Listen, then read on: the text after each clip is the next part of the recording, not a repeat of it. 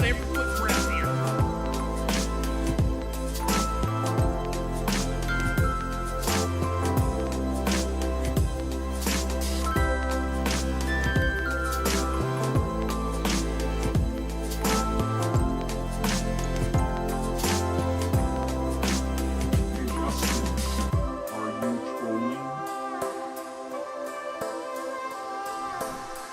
JustinFREAKIN is a formidable voice in the culture.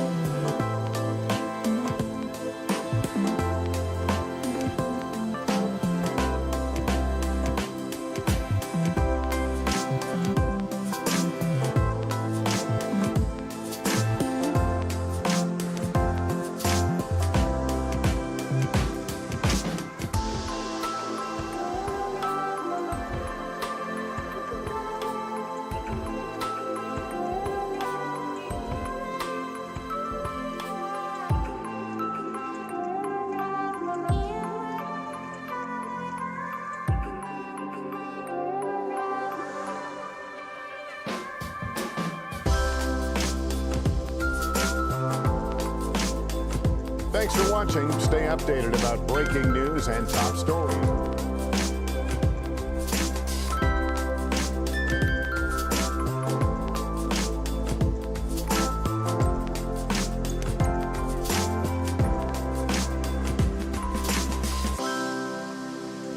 You live in sexual anarchy.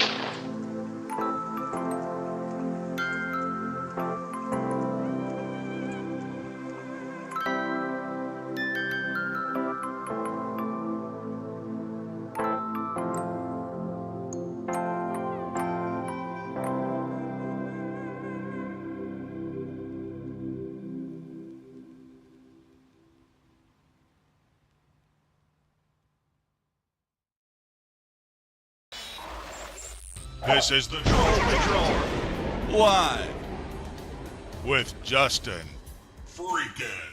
Listen, I'm dying over here. So about 5 years ago for April Fools, I came on and I did a stream called the Patriot Patrol, and I acted like I was a right winger, and I took it way too far. Ended up advocating for genocide on stream. Had to delete the whole thing.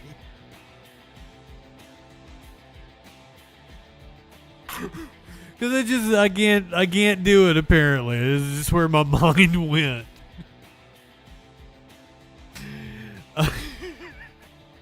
But me and Media Winch have been running a right-wing page, and it is exploding because doing a bigotry and a racism is really easy.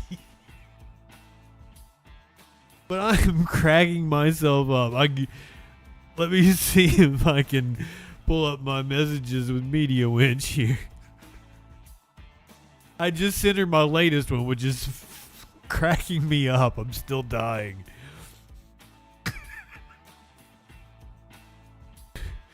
So my plan is just to be so stupid that to a discerning eye, it's satire, right? But the right-wingers don't know the difference. Because, I mean, I see the way I'm in all these groups with right-wingers. And that's how I'm growing this page, because I'm posting to all these groups.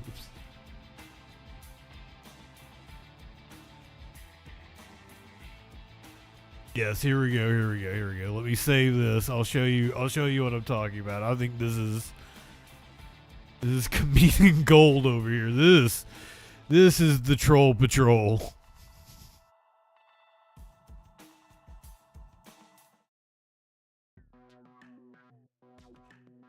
I've only been doing it a couple of days now. We've only been on the right wing path. I mean, like, I've had this idea for years. And, like, fucking let Winch make some t-shirt designs and shit. We'll make money off of these idiots.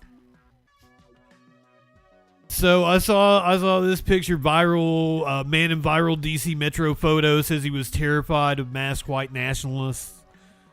Like, that's one of the photos that went viral. And my comment is just killing me. He made it home. Ivanka Novotelova got stabbed on camera by Pass the Save Act now.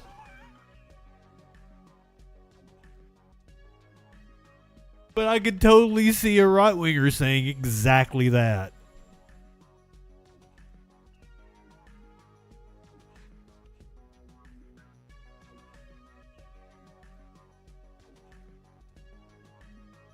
I couldn't even remember what her name was. And I was like, Ivanka Novotelova. And I was like, perfect. Warlord, Meatcakes, welcome in. I am your newsman. We got news to be doing. We have a new senator. I'm going to tell you all about her. Multiple ICE shootings. I shouldn't be laughing. We got numerous ICE shootings. We got updates on Alex Preddy and Renee Good. The feds have handed over information to Minnesota officials, so we might actually see some movement towards justice. Notice I did not say justice. I said movement towards justice. That's a uphill climb in the climate.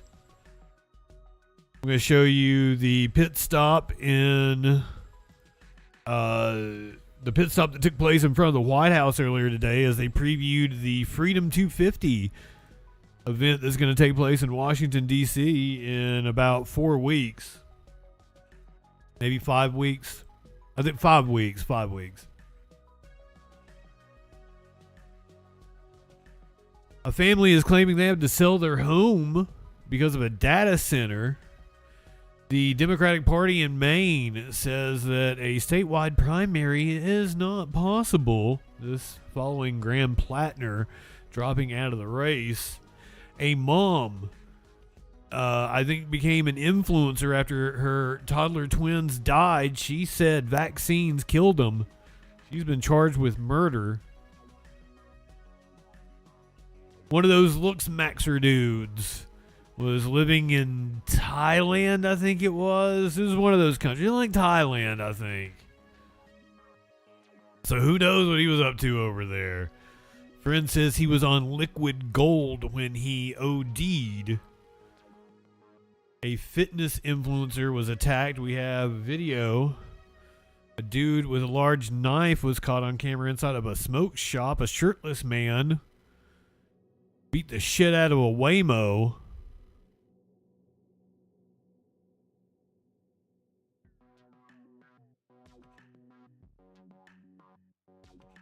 And I am sorry I am going to do this. this is gonna make good content. It's gonna be a damn good clip that could get me a lot of views. I hate it. It feels so wrong. But I'm gonna introduce you to Greta Thunberg's sister. Who's apparently not a lot like Greta Thunberg. She's doing the splits.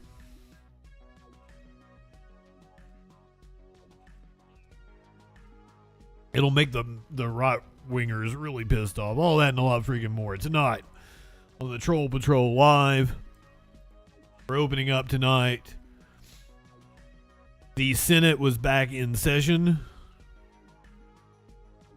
just a couple of days after the death of apparently everybody's friend, Lindsey Graham. Thank you. This is the Senate chaplain. Let us pray. Eternal God, as flags fly at half-staff throughout our nation to honor Senator Lindsey Graham, we give thanks to you for his life. Fucking 93-year-old and for his Grassley years standing of right public behind him. service. Lord, we remember with gratitude How are you still alive? his commitment to the responsibilities entrusted to him. Again. In many ways, he sought to serve the people of this country. He is not ruled out running for re-election. And peace to his family, friends, colleagues, and all who mourn his passing. Surround them with your presence. To give you context, the days Grassley is ahead, 22 years remind older them of the than Lindsey hope Graham. that endures even in the midst of grief. May this time of remembrance inspire us to value service over self-interest, compassion over division, and hope over despair. O Lord, support us all the day long. Oh, Long Johnson. Until the shadows lengthen and the evening Why did I make you comes, guys watch this? and the world is hushed, and the fever of life is over, and our work is done. We pray in the name of him who said, I am Amen. resurrection Oh, wait a minute. I jumped and the the gun. life. Amen. Amen.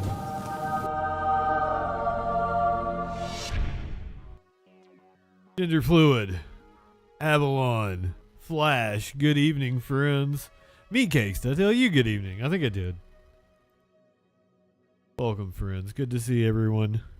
We have a new senator from South Carolina.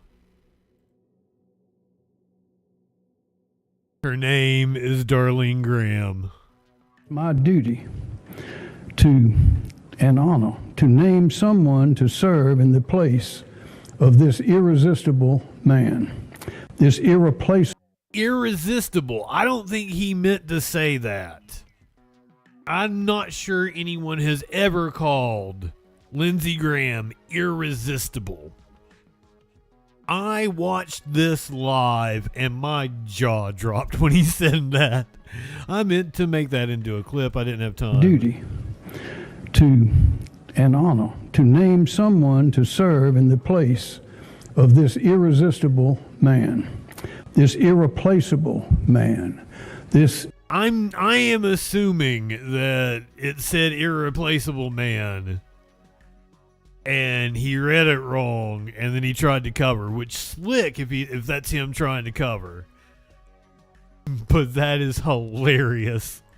Oh, it's my duty to and honor to name someone to serve in the place of this irresistible man, this irreplaceable man, this extraordinary man for the remainder of his term. Lindsey took care of his little sister in years long departed. It's my honor to ask his little sister, Darlene Graham, to finish his work for him now. And by the way, Darlene, I don't know if I told you, but After we spoke on the phone in the wee hours of Sunday morning, and you agreed to Well, I serve do the declare. tears earlier, Definitely got that southern draw here. I This is wondered what you would say. Governor Henry McMaster And I was from South Carolina.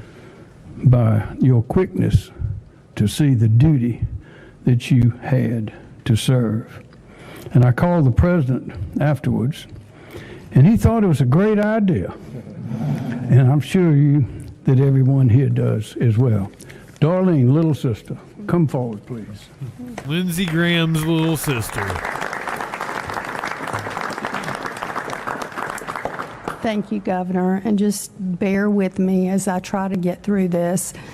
But first, I just want to say one thing I've never heard Lindsey described as is irresistible. So, okay, we'll just start with that. But first, I would like to thank everyone who has called and reached out over the past couple of days. I can't tell you how much it's meant to me and our family. I know Lindsey was So that is Darlene Graham, little sister of Lindsey Graham. She's serving the remainder of Lindsey's term. Thank you for calling the Washington, D.C. office of Senator Lindsey Graham of South Carolina. Constituents wishing to share their thoughts with Senator Graham about current events as well as legislation before the U.S. Senate, please do so by pressing 1. If you are calling because please leave your message for Senator Graham regarding current events as well as legislation before the U.S. Senate. Record your message at the tone. When you are finished, hang up or press pound for more options. Hello, Senator Graham. I am assuming this is going to be the same phone number for Senator Darlene Graham once she takes over for Lindsey. Now that he has passed, I just wanted to say, while Lindsey may not have been an irresistible person, you, Darlene Graham, certainly are irresistible, and you can be my GOP mommy. Now that you have been awarded the Senate seat by the governor of South Carolina, I just wanted to introduce myself. My name is JustinFREAKIN. I am the host of the Troll Patrol Live, and I have been on the hunt for a GOP mommy, and you could win the prize. If you would like to give me a call back, the number is 917-830-4359. We would love to hear from you. Have a good one. Oh, my condolences on the passing of your older brother, Lindsey Graham. I certainly didn't celebrate with my stream. I did not do that. Don't think that of me. I was mourning his passing, and I long for your touch. Please give me a call back. Talk to you soon. Thank you, Senator. I would have had more luck with Lindsey.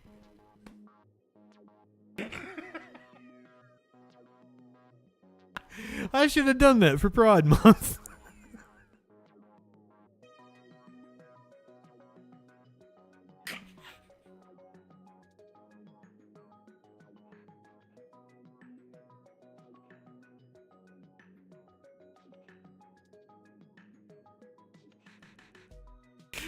That would have been a good bit.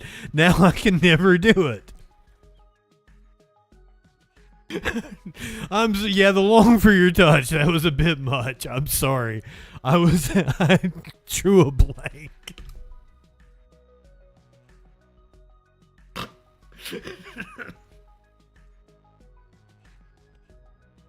Holiday working gal soup. I'm sorry. I'm sorry to keep subjecting you guys to the llama.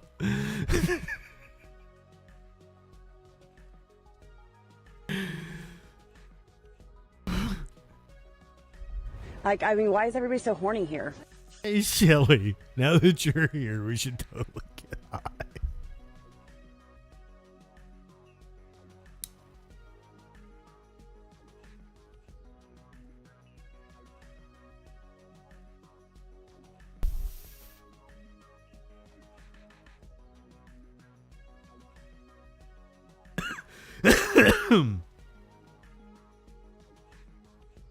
What is this? C-SPAN taking calls right now.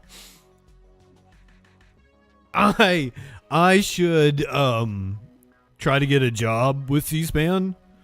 Only show them, you know, my actual professional reel and shit. Not show them any of the political stuff. And then once I have a job there, get ingratiated with everybody, be like, hey, you want to know about that time I called in and called Trump a pedophile? Oh, come on. They took, they wanted to take 250 calls that night. They don't remember me. You know, they may have blocked my number. That's possible. It's anonymously. Welcome in. Yeah, but that's one you remember. Fair enough. Well, I thought like I would get shared out on social media and shit, but I did not. Okay, enough fun and games. Let's switch gears. I guess. Can I move this around?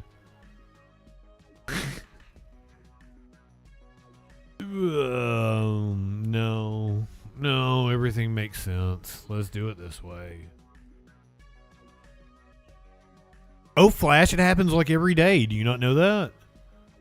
Like, it's a thing. That's one of the reasons why I did it, was because I've seen people share out the clips of Trump getting called a pedophile on C-SPAN. I just think nobody was watching that night because it was the 4th of July.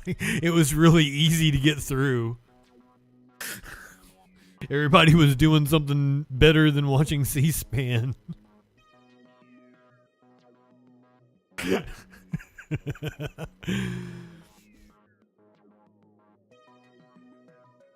Oh, God. Okay, I've got to switch gears. I got to get serious here for a moment.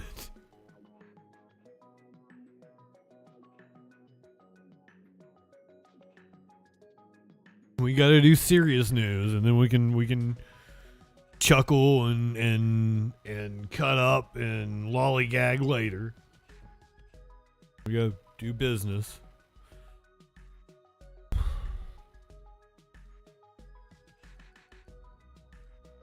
In Maine, we have a person apparently shot and killed by ICE, the latest in a series of shootings I'm going to tell you about.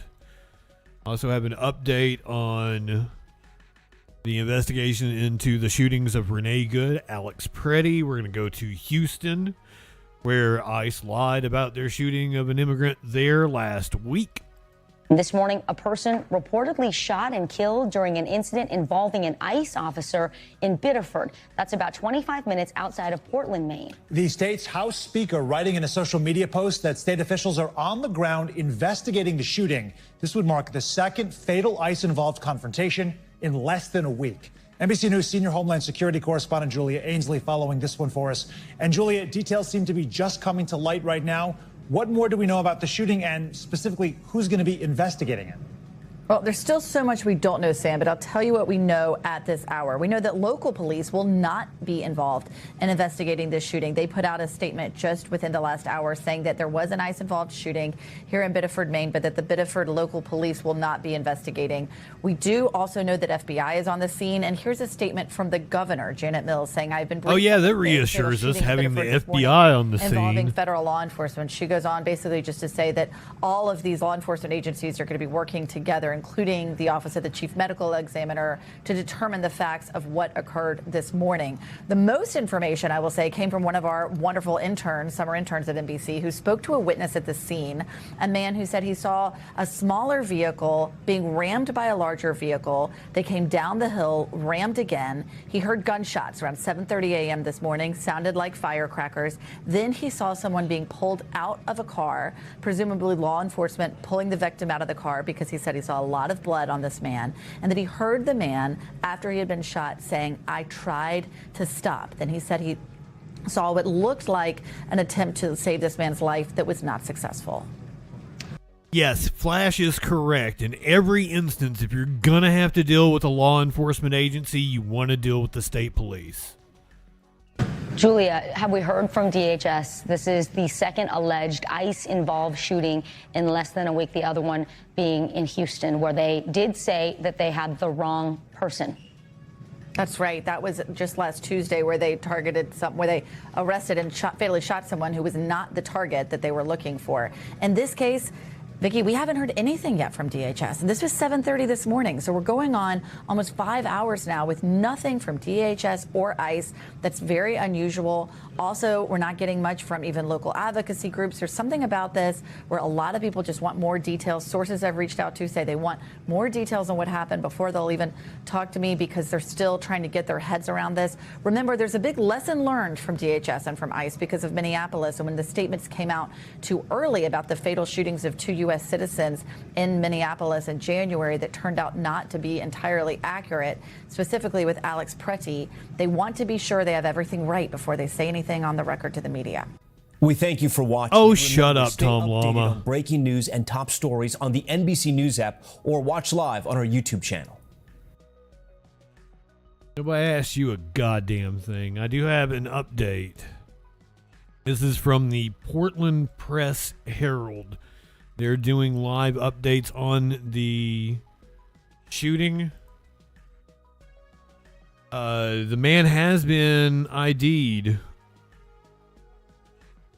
Protests are growing after a man identified as a 26-year-old from Colombia was fatally shot. Immigration advocates say he was authorized to work in the U.S., so it seems like he was here legally.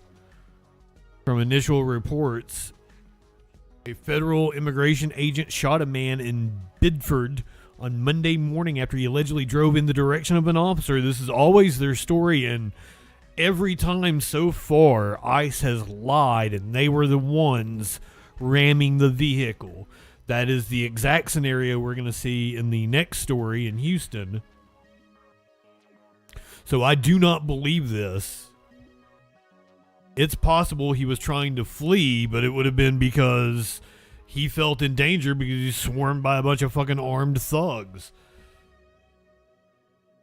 So he tried to flee. This is according to the Office of Maine Attorney General. Spokespeople for Immigration and Customs Enforcement and U.S. Department of Homeland Security have not commented on the shooting, which occurred just before 7:18 a.m. this morning. Bidford police confirmed that the incident involved ICE agents and that the police department's involvement was limited to providing security at the scene. So we have a picture of the vehicle. It looks like that is the victim's feet in the shot.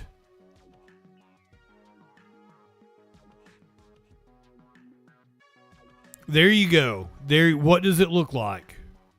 Does it look... They shot him point blank. You can see the bullet hole in the vehicle. Is he ramming ICE agents there, or is that an ICE agent ramming him? This is the exact same thing that has happened over and over and over again. This is in Maine. We've seen it happen in Minnesota. We've seen it happen in Chicago. We've seen it happen in Houston. We've seen it happen in Memphis. This is clearly a pattern of behavior. It is not rogue agents. They are being trained to do this.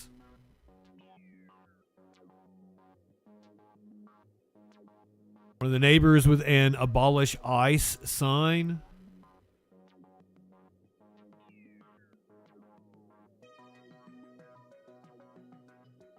Here we have pictures of the growing protest. See if I can possibly get us a live shot here shortly.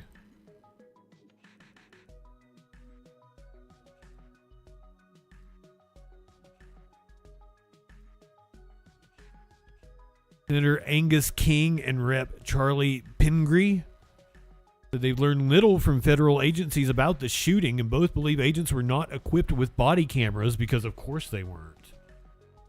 Residents say ICE activity had been increasing in the area in recent weeks.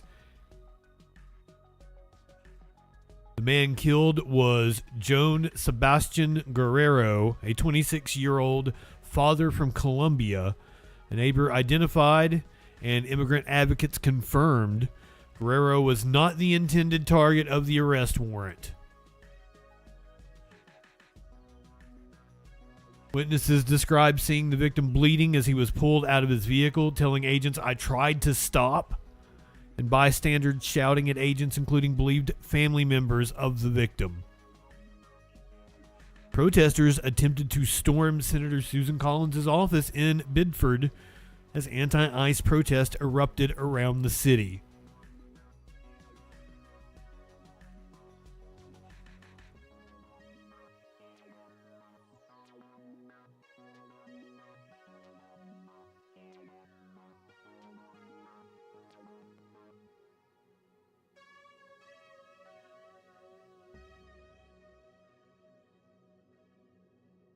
Wow.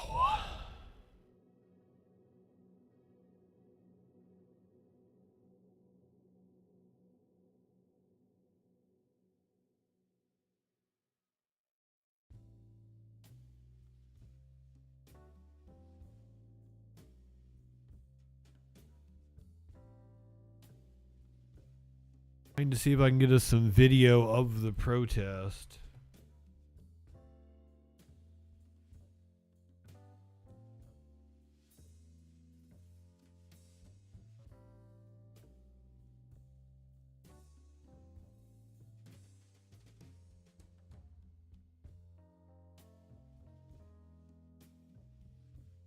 This is reporting from about 2 hours ago from the local Portland, Maine station. An ICE agent shoots and kills a man in Biddeford. We have team coverage. From the scene where multiple shots were fired at around 8 o'clock this morning. To the protest and rally against ICE, with the community calling for answers and change.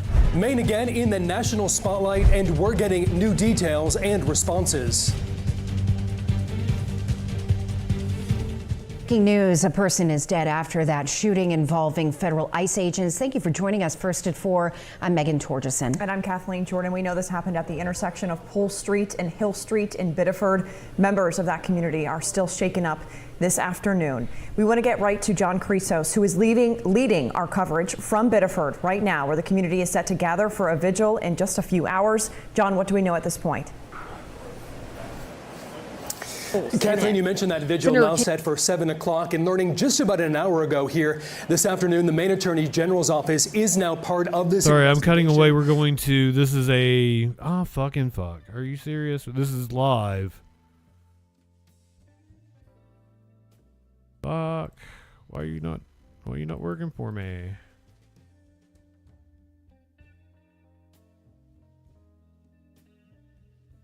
This is the local. Fuck, I was thinking, and I came out, and there was a white car circling in the intersection, and my memory tells me there were 3 individuals armed that looked aggressive. I do not know that they had guns, but they were yelling, "Do not get out of the car! Do not get out of the car!" There have been killings across the country, but now it's hit home. How does that feel? Nauseating.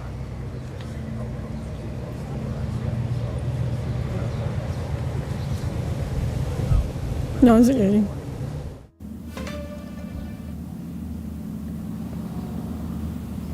Valerie, who you just heard there, says she lives in the same apartment building as the victim and his family. She says he leaves behind a wife and a young child, at least one of them. The state says that an autopsy report should be released soon that will give us details about the identity and cause of death. We know the cause of death. He was murdered by ICE agents. Live from the scene of this morning's shooting in Biddeford. Our thank you. Our team coverage continues with reaction from the field tonight. Our Christian Harsa has been in Biddeford, hearing from people in that community. Christian, a lot of emotions in Biddeford tonight. Yes, definitely, Brian. People have been gathered here since before noon. This is live. We started gathering here shortly before noon, I should say. And this is here at Mechanics Park in Biddeford, just about a quarter mile from where Sam is right now at the scene. And people have been very impassioned and frustrated and voicing those frustrations here at Mechanics Park. And it was around 12:30 that they got up and started marching up Main Street towards Senator Susan Collins' Biddeford office there. Many of them chanting that they wanted to chant vote her out. And they also opened up the front doors, the exterior doors to her office, and were banging on the interior doors of her Biddeford office there. I spoke to many protesters, and this is what one had to say about Senator. Yeah, I want her out of office for sure. She doesn't deserve to be there. She's just basically, she votes 96, 98% with Trump. She's allowed for bills to go through that are hurting people. She hasn't done anything to try and stop ICE as it works in Maine. I also want to share you the following update from Senator Susan Collins on the Biddeford situation here. The Department of Homeland Security, DHS Secretary Mark Wayne Mullen, has informed me that the Boston office of the DHS Inspector General has taken over the investigation of the Biddeford shooting in cooperation with the FBI.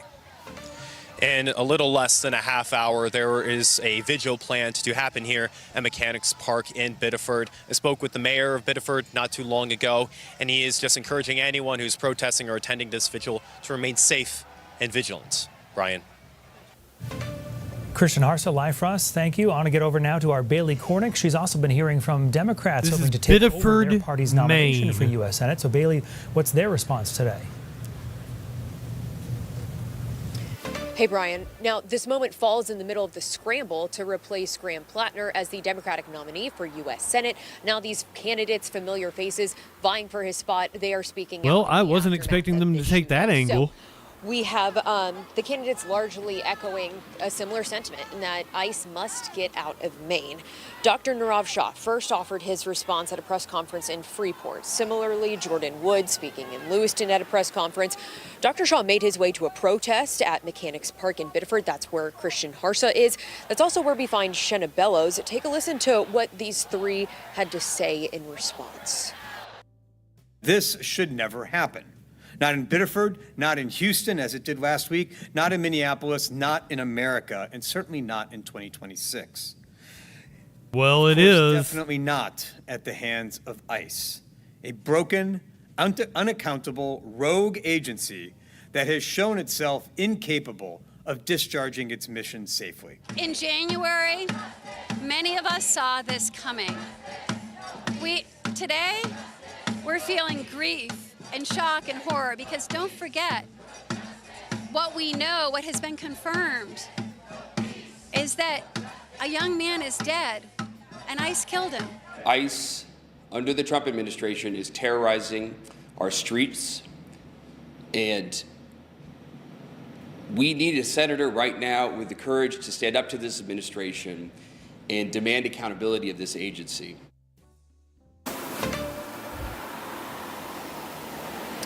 And you didn't hear from him, but Troy Jackson was also at that protest today, also condemning ICE. Senator Susan Collins, we heard her most recent statement from Christian, but earlier today she called on a full and impartial investigation of what went down here in Biddeford today. So, Brian, I'll toss it back to you. Bailey Cornick with our team coverage tonight in Biddeford. So we do want to show you this video once again. As we told you at the top of this half hour, this is new video of the shooting scene from today, obtained by News Center Maine just moments ago. We were given this footage from a business right at the intersection where this happened this morning. The footage, we know, was taken just moments after ICE shot and killed a 26-year-old in Biddeford this morning. Our team will continue working to get as much information about what happened and the investigation. You can stay with us through the night for more. Well, that looks like it was a security camera or something. Do you not have... Christian Bridges joins us with a look at your forecast. The 2 minutes before that? Tomorrow's going to be a very hot day, but there's a lot more kind of coming with it. So that's where we're at. Protests continue in Biddeford, Maine. Flo, DJ Dub, this old, clinically.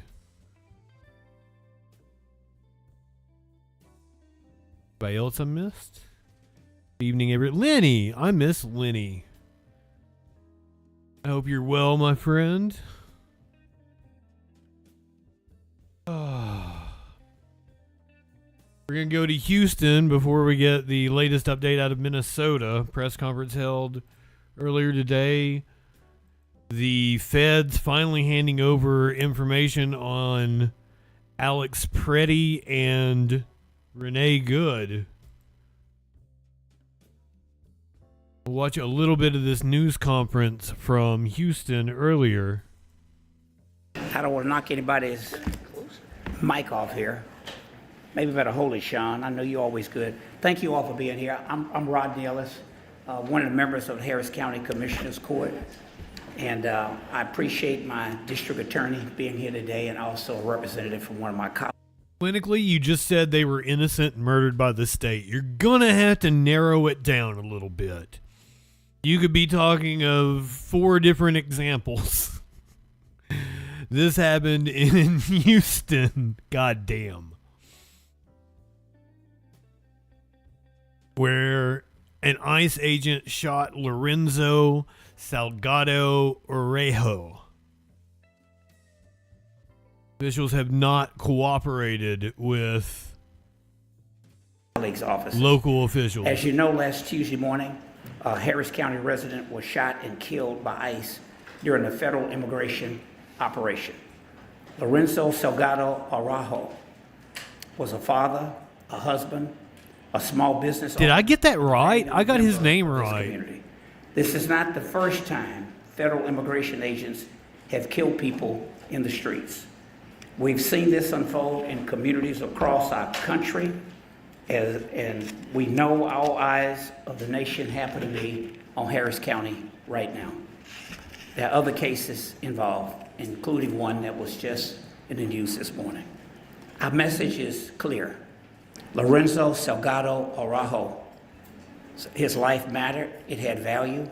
His family deserves answers. Harris County residents deserve answers. The American people deserve answers. I must say on a personal note, I saw 2 of his sons speak at a memorial service at a labor hall.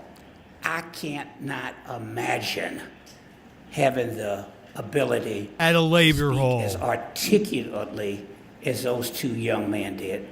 Also an innocent man, also not the man that they were looking for, had a warrant for. He was a business owner. This one happened while I was on vacation.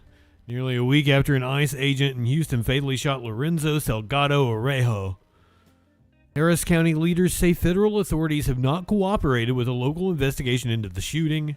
Commissioner Rodney Ellis, who you just heard, announced on Monday he will ask Commissioners Court to fund the Harris County District Attorney's independent investigation. Ellis said the county should provide whatever resources prosecutors need to conduct a thorough investigation. I will bring an item before Commissioners Court to fund this independent investigation and ensure that our DA's office has all the necessary resources to thoroughly pursue every lead and preserve every fact. That was according to Ellis earlier today. We do have the report on the shooting. This afternoon, we're continuing our coverage after a man was shot and killed by an ICE agent in the East End Tuesday morning. Immigration and Customs Enforcement officials say agents were attempting to stop a vehicle during a targeted operation to arrest a person who they say was in the country illegally. They say the driver of that vehicle was Lorenzo Salgado Orejo, who was a Mexican national. Surveillance video from a nearby business shows a white van traveling on Wayside before it takes a left turn on Canal Street. 2 dark SUVs appear behind it. One passes the white van, the second stays behind it. Moments later, the white van makes a U-turn and pulls over alongside a business. One of the SUVs stops next to it. In a statement, ICE said the driver of that vehicle was Orejo and that he tried to evade arrest. They also claim that he rammed an ICE law enforcement vehicle, adding he refused to follow commands. They say that's when the officer You all opened saw it. He fire did not in ram a self-defense. vehicle. Now, LULAC and the Greater Houston Coalition for Justice say they are asking and seeking for answers. And today they stood alongside the family of the man who was killed. KHOU 11's Jalissa Garza was at that news conference and joins us live with the very latest. Jalissa. Hey there, Trayson. Good afternoon. The big update that we have is we heard from the family for the first time. The oldest son of Lorenzo Salgado Arajo, Ronaldo Salgado, spoke on behalf of their family. He described his father as humble and kind, and even walked through how he found out his father had been shot. Now, take a look at your screen. I do want to show you some of the video from the press conference today. This is Ronaldo Salgado walking into the room where the press conference was held alongside his brother. Both of them were holding photos of their father. The family stood alongside LULAC, the Greater Houston Coalition for Justice, and leaders from the local level to those who represent parts of Houston and Washington. They are all saying they want answers, all evidence presented to the public, and they want an independent and thorough investigation. Ronaldo also spoke about how he found out what happened yesterday morning. He said around 7 a.m. his mom told him something bad had happened to his dad. They didn't know exactly what, but he said they knew it was ICE related. Moments later, he drove to his dad's work site looking for his van. Then around 8 a.m., he said he saw on social media there was ICE activity in the East End near Wayside and Canal. He said he didn't think it was his dad, but he had to make sure. By 8:35 a.m., I arrived in the East End to find Canal Street blocked off. I saw my dad's van, but no sign of him. I frantically called family, friends, loved ones to see if they can find any information. I saw a video posted on Facebook that he had been shot. I recognized him immediately. Not from his appearance, but from his voice, crying for help as he lay on the street, bleeding out. And as the family continues to grieve and ask for transparency and answers, so are local leaders like Congressman Al Green. Nobody should have to go through that. Even if they're here illegally, they shouldn't have to go through that. Their family shouldn't have to go through that. This is wrong. What the fuck are we doing here? He is now asking the House Committee on Homeland Security to hold a hearing on the deadly ICE shooting. Now, our team will continue our coverage throughout this afternoon, so just be sure to stick with us on air and online. For now, reporting live in North Houston, Julissa Garza, KHOU 11 News. Wow, emotional moments there from his son. Thank you so much, Julissa.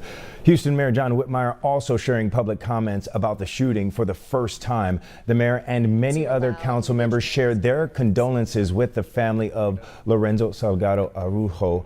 He made it clear also that the Houston Police Department was not involved in this incident. He says he is in contact with federally elected officials. Oh, well, that makes me feel better, right? To the family and the community that feels the pain and anxiety.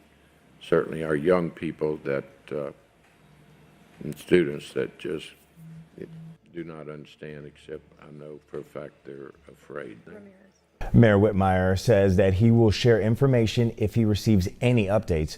Other council members are requesting the city also pushes for an independent investigation. And this just in, Harris County District Attorney Sean Thur is urging anyone with video, photos, or saw what happened to come forward. That plea despite the federal investigation. In a tweet, Thur said, quote, "When anyone in Harris County loses their life during an interaction with law enforcement, the Harris County District Attorney's Office conducts an investigation parallel to the agency leading the investigation. Unfortunately, at this time, federal authorities continue exclusively handling all aspects in this case." All right, we'll be sure. Oh, yeah, I bet they got all kinds of flock cameras in Houston. Why don't they tell us what happened?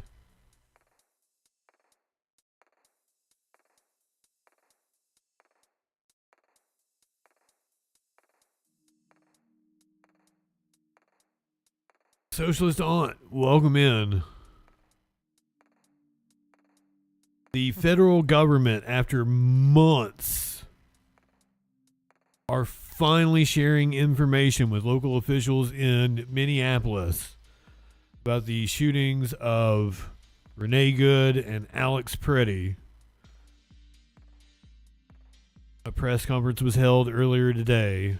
In July, which marks 6 months since Renee Good and Alex Pretty were shot and killed by federal officers, and Julio Sosa Solis was shot and injured, also by a federal officer. 6 months of relentless collective effort by our office, the Minnesota Bureau of Criminal Apprehension, and Attorney General Keith Ellison's office to obtain and review all of the evidence in these cases. Today, I am proud to announce that we have reached another important milestone in our work. Through the cooperation of our federal partners, we have obtained the hard drives of previously withheld evidence in the killings of Renee Good and Alex Preddy and the shooting of Julio Sosa Solis. We have also obtained some of the physical evidence that was previously withheld, including Renee Good's car. Our lawyers are working collaboratively with the BCA, the Attorney General's Office, and our federal partners to facilitate ongoing evidence exchange. The BCA has also shared its files on these cases with the U.S. Attorney's Office. I want to thank our federal partners for their willingness to consider changing course to share evidence and promote public trust. Obtaining this evidence has been a priority for us since January 7th. Yeah, but what did they do with that by our evidence community for the past in that 6 6 months? The collective effort from our staff, the Can we Attorney trust that General's it wasn't Office, tainted? and the BCA to make this happen is staggering. We are incredibly grateful for the ongoing pro bono support we've received from the Washington Litigation Group and the Institute for Constitutional Advocacy and Protection at Georgetown. I have been consistent that we have not prejudged any of these instances. She is not and also prejudiced. That we need transparency. We need cooperation. Our community needs it. Alex Preddy and Renee Good's families deserve it. Julio Sosa Solis deserves it. Our democracy requires it. She is correct. I still hold my breath that anything will happen to those agents.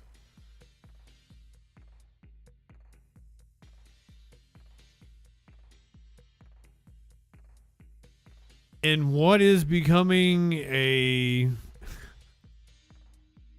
common occurrence, apparently, just like ICE shootings. A man was arrested, because I had to check and be like, well, did this happen today, or is this one of the other many times this has happened?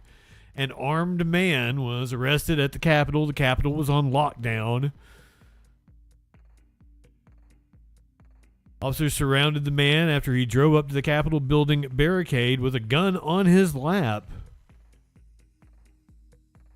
Identified as a Mississippi man armed with a gun, drove up to the U.S. Capitol building and asked an officer for directions to the Supreme Court. U.S. Capitol Police said they quickly arrested 67-year-old Wendell J. Royster at the Capitol's north barricade after the officer noticed there was a handgun on Royster's lap. Officers surrounded the gray Ford Bronco Sport that Royster drove up to the barricade on Constitution Avenue just before 11:30 a.m. Video of the scene shows yellow police tape blocking off a large area around the Bronco with Florida tags as officers searched the SUV. Police said animal control retrieved a dog that was found chained inside the Bronco. Royster of Columbia, Mississippi, was charged with carrying a pistol without a license and no permit. Average Mississippian behavior. He had Florida man plates. His name was Wendell Royster. Wendell J. Royster.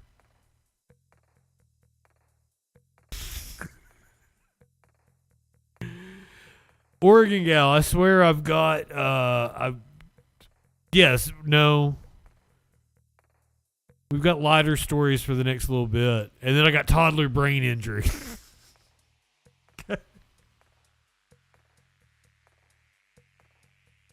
I'm sorry, the news is depressing. I honestly would focus on the less fucked up shit. But then I feel like I wouldn't be informing everybody.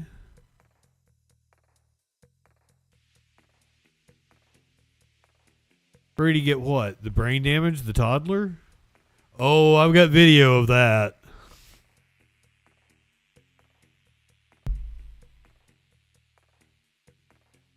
It's not funny. Why am I laughing at it? Oh, I'm certain in Mississippi you can get an assault weapon easier than an abortion. Absolutely.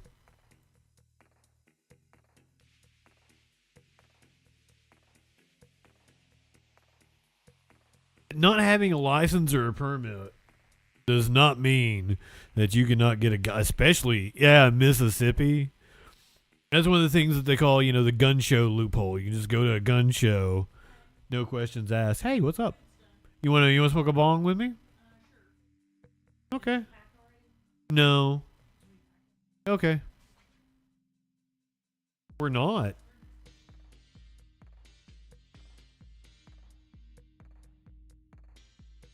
I don't know if she's smoking with me or not.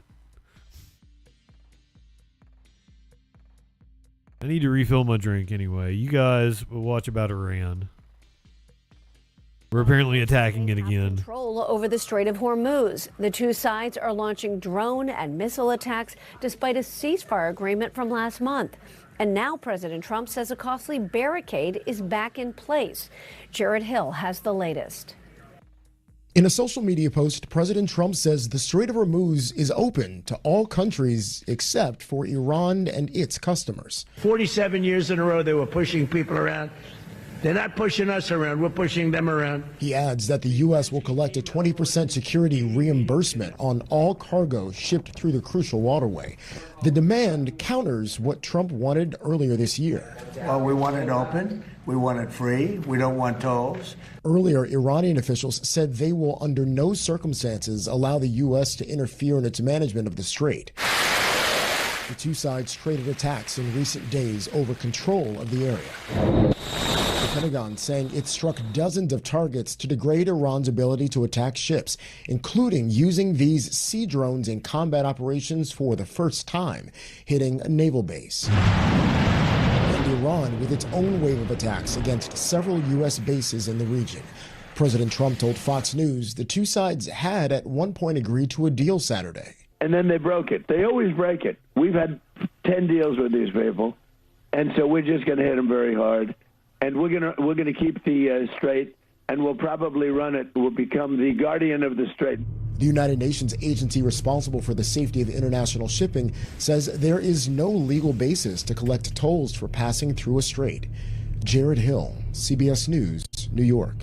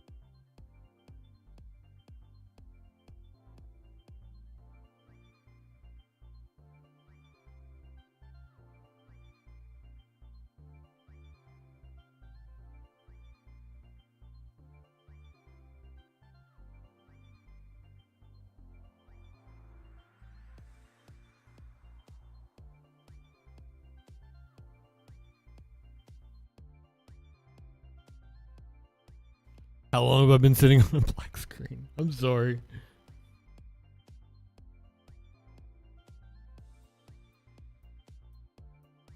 I'm back now.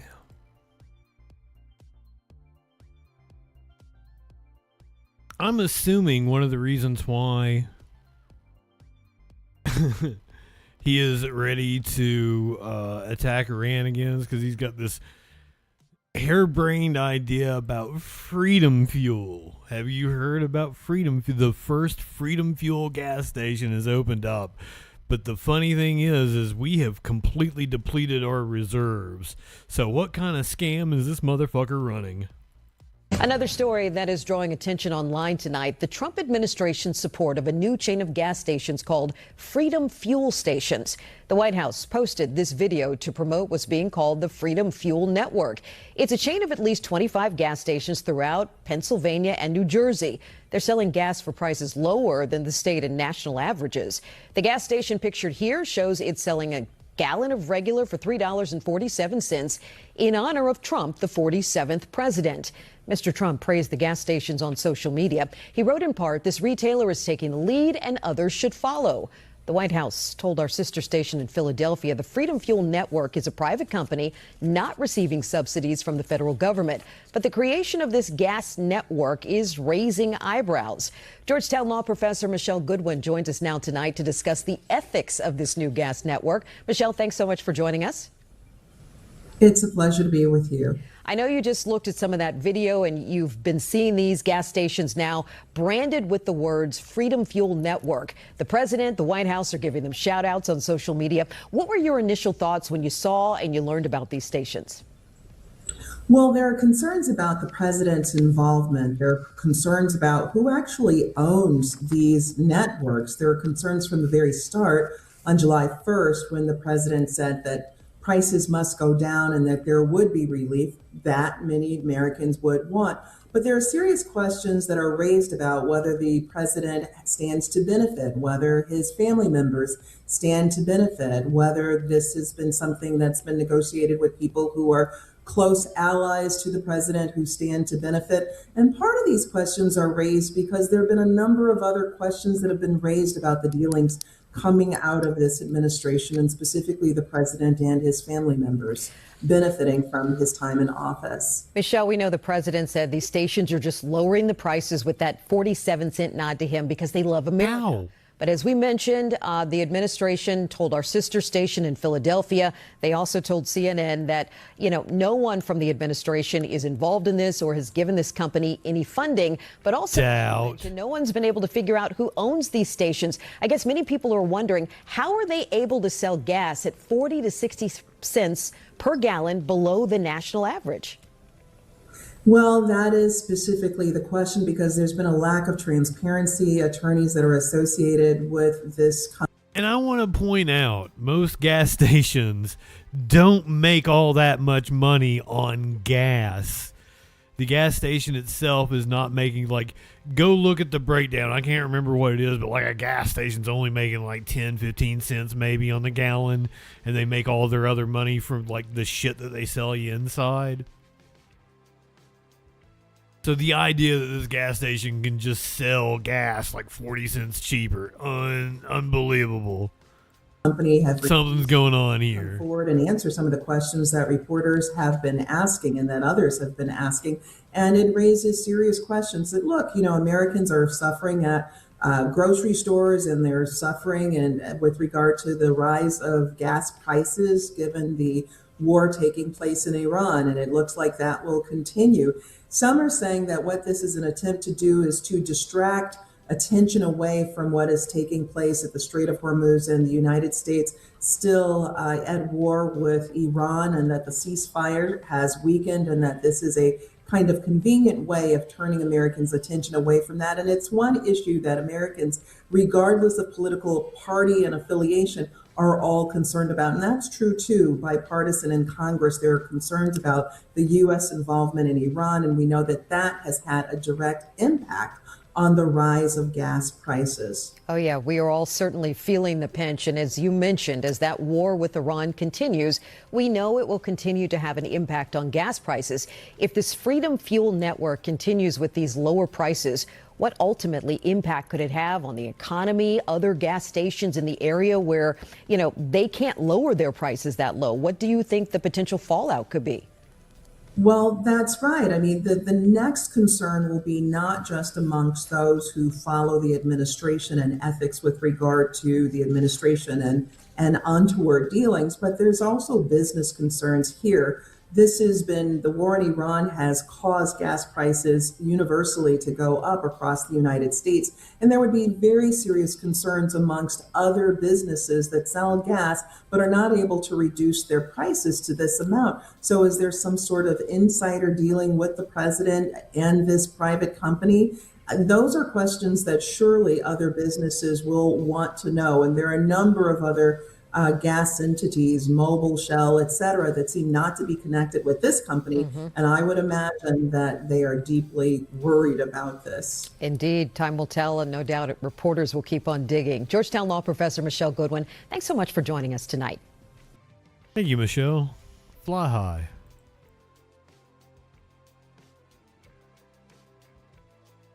Vroom vroom. Did you guys know not only did we get motocross and UFC at the White House, we're getting the Freedom 250 IndyCar race in just about 41 days. I'm going to have our driver, David Malukas, start that car. You're going to see this amazing pit crew here from Team Penske change 4 tires, fuel, in about 6.5 seconds. Let's see it, guys.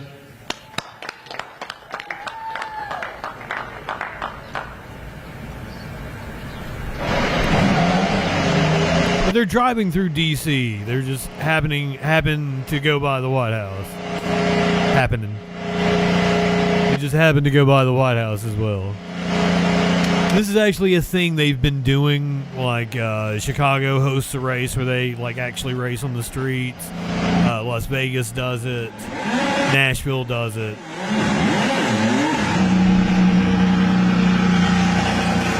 It's actually really common in Europe and Asia.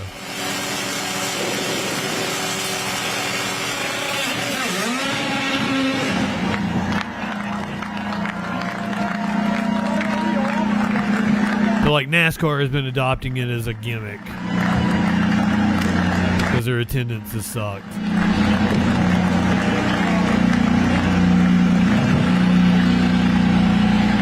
Oh, these people look so excited. I mean, that dude literally is.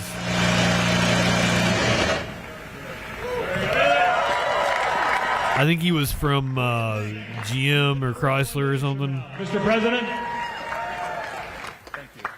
Stellantis. I don't know. It's not Chrysler anymore. Thank everybody for being here.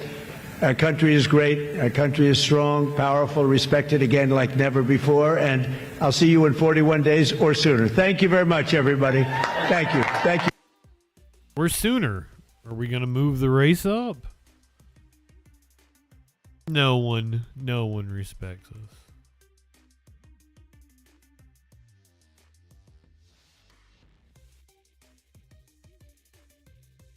I'm going to skip that.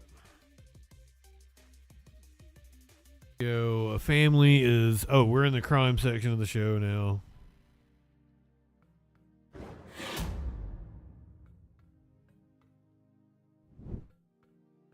Got some horrors coming at you. The first couple of stories, and I think it's kind of funny. As always. This one ends with a child with brain damage, though. A family is suing a fitness club in El Segundo after they say their child was seriously injured at the gym's day. Video shows an employee losing her grip as she tosses the toddler in the air. The fuck is she tossing him like that for? Live right now in El Segundo with reaction from the club. Wait, we got Jesse from Breaking Bad telling us the news. Colleen, the incident happened at the Bay Club. Yeah, bitch. El Segundo, specifically at the place that they call the clubhouse inside the gym, according to the lawsuit. Now, in the lawsuit, the dad says he dropped his kid off at the clubhouse and then went to the Manhattan Beach Country Club. And when he returned, the dad said that his 23-month-old child was seriously injured. There is video of the incident, and I will warn you that it may be difficult to watch. We already watched it. Video provided in a lawsuit shows a daycare worker at the Bay Club clubhouse in El Segundo throw a child in the air, then the child smashed his head on the hardwood floor, and the worker lands on top of him. Now the child's parents are suing the Bay Club for negligence. The lawsuit says the child suffered a traumatic brain injury when he hit the floor after he was tossed approximately 6 feet above the ground. The lawsuit says the about 6 or 7 feet. parents about the severity of his injury and how the incident occurred. Initially, the suit says the club gave the dad the impression that his son only sustained a minor injury. The family's attorney released a statement saying, quote, "The deception by the Bay Club of hiding this horrific incident from the parents is inexcusable. The daycare facility should have the highest amount of care for the children, and if a child gets sick or injured, they should notify the parents with transparency and urgency." Absolutely. Which operates more than 25 clubs, primarily in California, responded to the lawsuit saying, quote, "We are unable to comment on ongoing litigation. At the Bay Club, the safety of our members Likely story. and the families we serve is our highest priority." The Department of Social Services says in California there are child care regulations, but Social Services says some facilities are exempt from licensing, including businesses that offer limited child care to their clients and customers, usually while a parent remains on site. Today, the Bay Club Clubhouse did not confirm if they are a licensed child care facility. Separate from this case, we talked with Dr. Daria Long, an ER physician and founder of No Panic Parenting, about questions she thinks parents should ask whenever dropping off their kids for care. This is my rule of thumb. If I'm going to leave a child there, I'm going to take my time to research that place. And if I'm not leaving them there long enough and I don't have time to research it, I'm not going to leave my child there. It is just not worth the risk. You want somebody who is accustomed to taking care of children, who understands them, who has taken those CPR, choking, drowning, injury courses and knows what they're doing, because their number one job there is to keep your child safe. And you want to know that you're leaving your child with somebody who can do that. Well, we just heard back from Social Services, who said that they do not have any record of a child care license here at the Bay Club address in El Segundo. They did note that that may be because, as we noted in the story, that some child care centers that offer temporary care are exempt in certain circumstances. I do also want to note tonight that we did reach out to the family, the attorneys involved, and the Bay Club. No one replied to our request for an on-camera interview. I'm Alex Rozier, NBC4 News. I don't even throw Maynard like that, and he likes it rough. He likes being rough out. You'll like fucking roll him around and shit, and he'll run away, and he'll come right back. Like rub his head on you, like, oh, you want more, don't you? Oh, I'll toss him over on the bed, and he's all happy, and he comes back over to me again. Hilarious guy. He's passed out over there. I don't want to. He's right there. That's the lump you're seeing. Right there. That's that lump. You're seeing his backside. I ain't waking him up. Go from brain injury to vaccine injury. Maybe the mom had a brain injury. It was not a vaccine injury. A woman claimed her kids died from the COVID vaccine. She's been indicted for murder. TVB exclusive tonight. The mother of 18-month-old twins is under arrest for their deaths, and her attorney telling KTVB he believes a vaccine is what killed the toddlers. Good evening, everybody. Thank you for joining us tonight at 10 o'clock. I'm John Webb. We first told you about this tragic story on May 1st of last year. Tonight, after a grand jury indictment, the twins' mother, Andrea Shaw, was arrested for 2 counts of first-degree murder. Boise police officers arrested Andrea Shaw around 4 o'clock Tuesday afternoon. It comes after a grand jury returned an indictment on Monday. You'll recall from our previous coverage, the twin toddlers were found dead in a shared bed in the Northgate Mobile Park in Payette. It's extremely unusual for 2 infants to be found deceased and be believed to have passed at the same time. So there's a lot of unanswered questions that we have right now. We are very hopeful that the autopsies will answer a lot of those questions. At the time, officers were treating the investigation as a homicide with... So I would assume she said that the 2 kids got the myocarditis at the exact same time while in the bathtub and drowned. Wow. At the time, officers were treating the investigation as a homicide with, quote, foul play expected. In the days to follow, though, their mother, Andrea Shaw, went on a podcast claiming vaccines were the cause of her twins' deaths. You are convinced that these babies died following the vaccinations? Yes. But you're so pro-vaccine, so how does that make you both feel that this has happened, that you were lied to? I feel that I wish I was anti-vaccine now. Shaw's attorney told us that he, too, believes her children died from a vaccine. They were looking at it being a vaccine death, and that's still what I believe it to be. Yeah, you think it is? Yeah. And what reasons do you have to believe that? Well, the medical experts, I'm not a medical expert, but the medical experts I have go through a series of looking at when they had different complications. Officers say this was a lengthy investigation and involved multiple agencies. What's in the indictment is unclear at this point. We're waiting for it to be publicly filed, which should be available by Wednesday. In that document, we should learn why Shaw was arrested for murder. And to make matters even more complicated, Felicetti says Andrea Shaw just gave birth to another child. Oh, God. A newborn. They had a child born on June 25th, and the newborn was born 3 weeks early, and so she's nursing and using bottle feeding. Now she's in the jail. Well, that attorney for Shaw did not provide any additional evidence to support the claim that vaccines led to the toddler's deaths.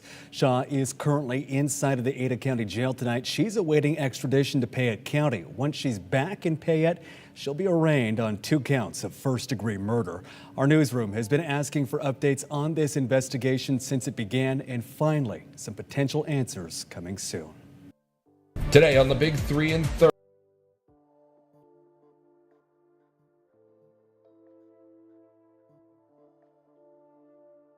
Yeah, get that child away from her.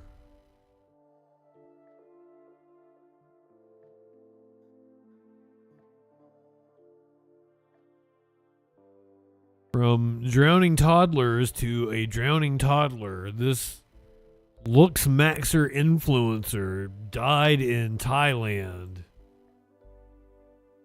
Content warning. ให้เขาจับไหมฮะเอาเชือกเราเบี่ยงพี่เขาไม่โผล่อะ So he drowned in a lake near his Thai rental home after acting erratic. จังอะไม่ไปหรอก ทำไมมันจะมี2 คนเหรอไม่กล้าไม่กล้าแต่งตัวเสร็จยัง Honestly, I don't care. He's like, this will be good content. Nah, I don't fucking care.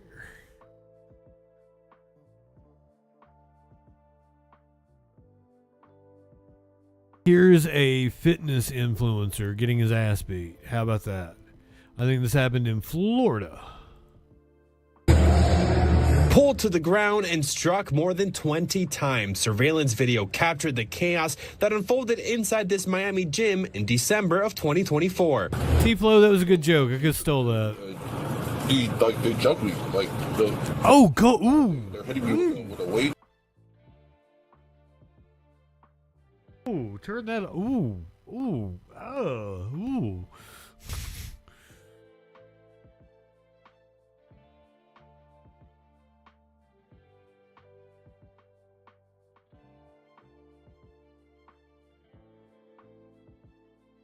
Content warning. Let's do this again. Holy shit. I wasn't prepared for that. You should see the other guy. I was not prepared for that. Pulled to the ground and struck more than 20 times. Surveillance video captured the chaos that unfolded inside this Miami gym in December of 2024. That one dude threw a kick. They jumped me, 2 of the guys they're hitting me with a weight, and then he hit with a weighted belt. Police say the man in the black shirt doing the punching is social media fitness influencer Wesley Watson. Nothing matters but what we have to do today. On social media, convicted felon Watson, or Wes, promotes himself as a motivational speaker. Now he has another conviction under his belt. You would be sentenced to 21 months state prison with credit for all time served, which would be followed by 7 years of probation. Last week, Watson pleaded guilty to the beating. Police say the victim, wearing a white tank top, confronted West. They literally attacked me. They hit me first. 2 other guys? I was like 3 or 4 of them. 3 or 4 of them? Yeah. The two argued, and after the victim pushed him, investigators say Watson responded by repeatedly striking him with a weightlifting belt. And someone comes and attacks you when you're chilling, it's fight or flight. It's life or death. Watson failed to prove the punching was in self-defense. Records show the victim suffered a face fracture, a concussion, and 2 black eyes. On top of prison, as part of the plea deal, Watson must go to counseling and avoid drugs and alcohol.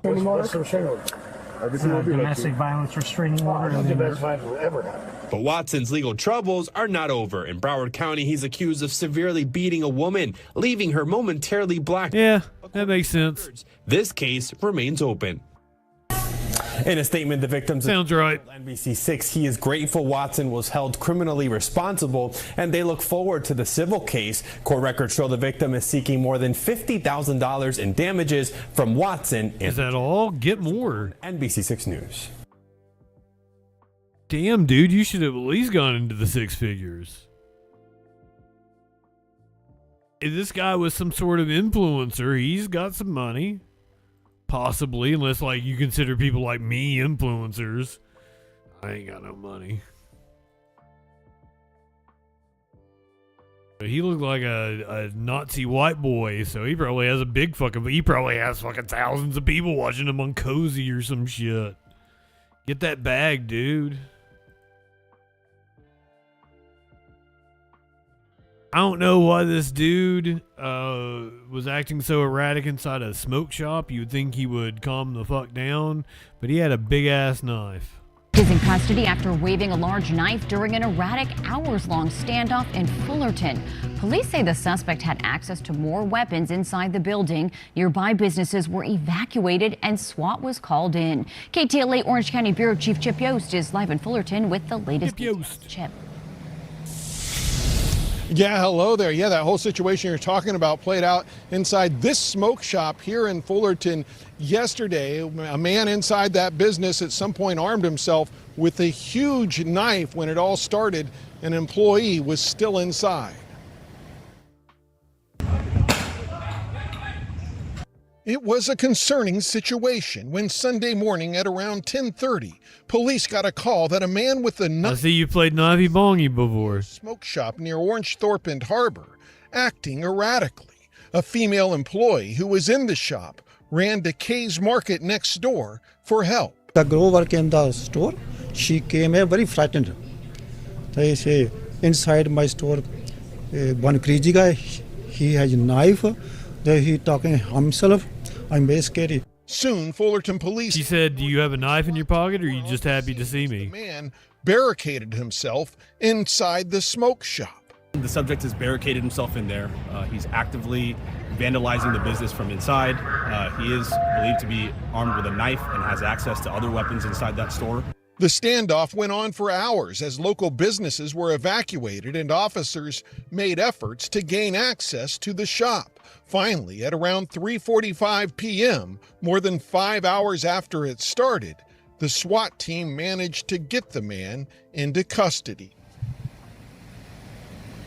That man has been identified as 41-year-old Michael Black of San Francisco. He was booked on suspicion of felony vandalism, arson, and other charges. For now, reporting here in Fullerton, I'm Chip Yost, KTLA 5 News. Thank you, Chip.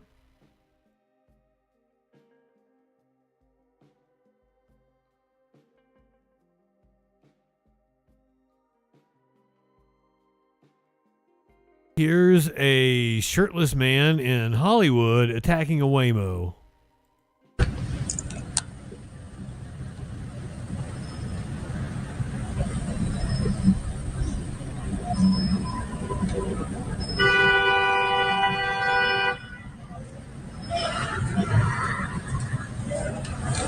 Looks like he's telling Waymo what for.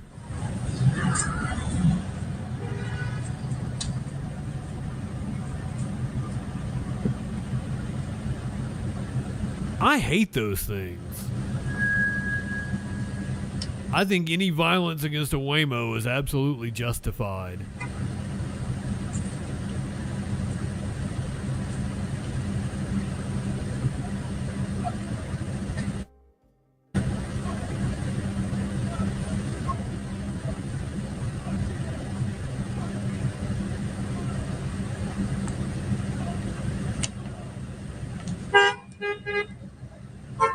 I wonder what happened. I wonder if he had an accident with the Waymo and it pissed him off.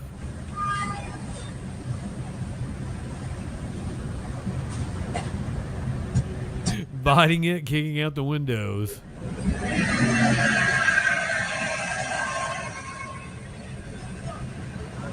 It's in downtown Hollywood. And he's going to town on the Waymo.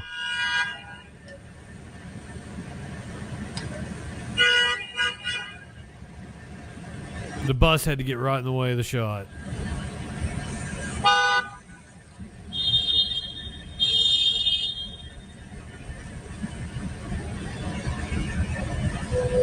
He looked attractive to me. I'd fuck him.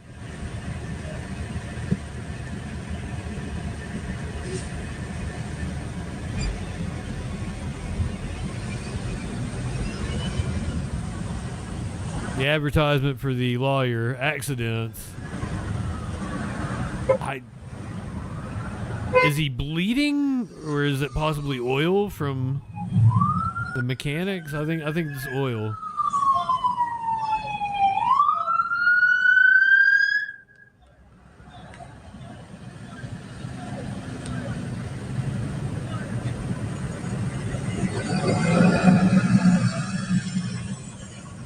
You see the Burger King in the background. He wanted to have it his way with the Waymo. Cops are here.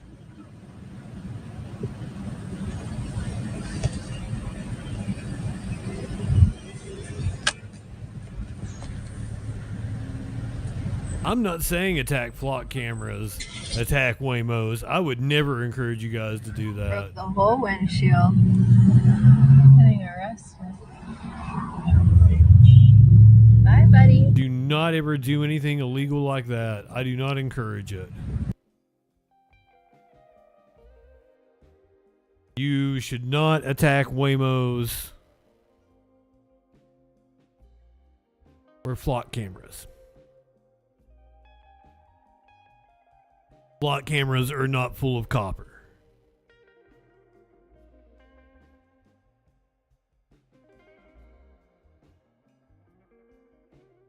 I feel so horrible for this, but we're gonna do it.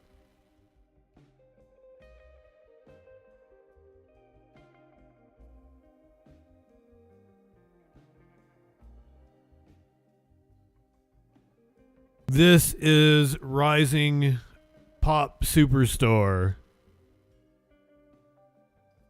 Beta Mona Lisa. But you probably know her sister better. Her sister is Greta Thunberg.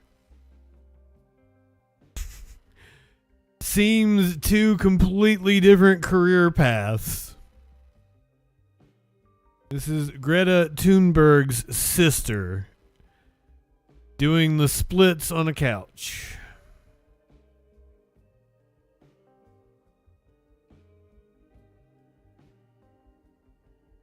A titty slap!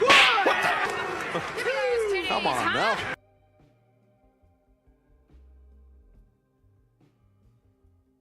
Some months ago, while doom scrolling, I came across a video of a girl tearing the fuck out of Whitney Houston's "I Will Always Love You." Watching her felt like chasing one of those slippery water snake toys that shoot out of your hands, or fancying a straight boy.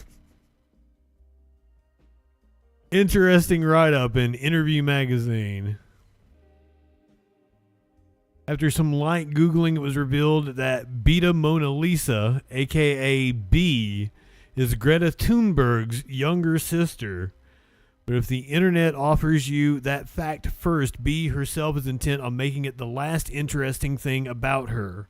Or the least interesting, I'm sorry. B herself is intent on making it the least interesting thing about her. At just 20 years old, Mona Lisa is already an unstoppable force, fearless in both character and performance.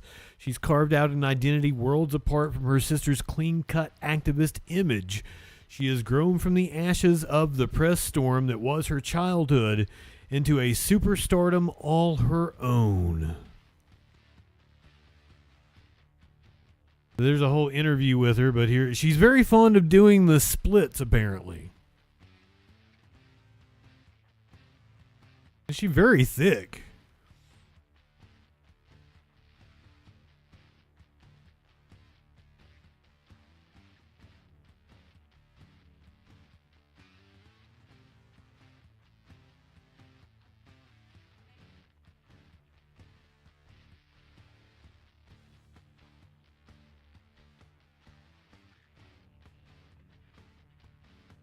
The Swedes are a little weird.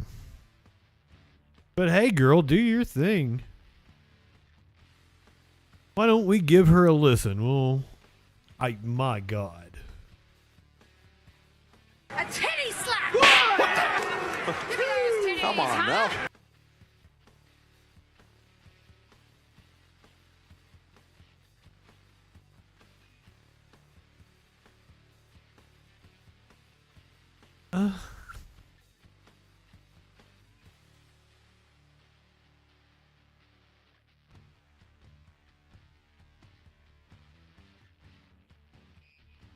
Baywatch. So if you would like to read the interview with B Mona Lisa, there is the interview. I'm going to go ahead and play the animal video for people on YouTube, and then we're going to give her a listen. But I got to do that on Twitch exclusively. We're going to check out B Mona Lisa. Return of a neighborhood tradition focused entirely on felines. The 2026 Cat Tour wound its way through the Wedge neighborhood of Minneapolis this evening. Looks like they had quite a crowd. If you've never heard of it, it's exactly what it sounds like. A tour that passes home where cats live and where cats are on display. The tour where you can go and pet cats. And it draws more than just neighbors. We spoke to a woman who show us your kitties to see it for herself. And I love that one. Looked like Maynard. I saw this on TikTok for the past couple of years, and I knew I had to be here. We love. She drove from California. Always love us, and there's something about the willingness to love an animal like that that brings us together. All cats are beautiful. ACAB. That woman was last year's Grand Marshal. Today, she passed her sash to the... She got an ACAB in on us. Hennepin County Attorney Mary Moriarty. How about that crowd? She got an ACAB in on us. All cats are beautiful. Focused entirely on felines. The 2026 Cat Tour. YouTube people, podcast people. This evening. Light one up, tip one back. It's all right to have a little fun before we hit the sack. I'm JustinFREAKIN. That's exactly what it sounds like. We'll see you tomorrow night on the Troll Patrol live. And where cats are on display.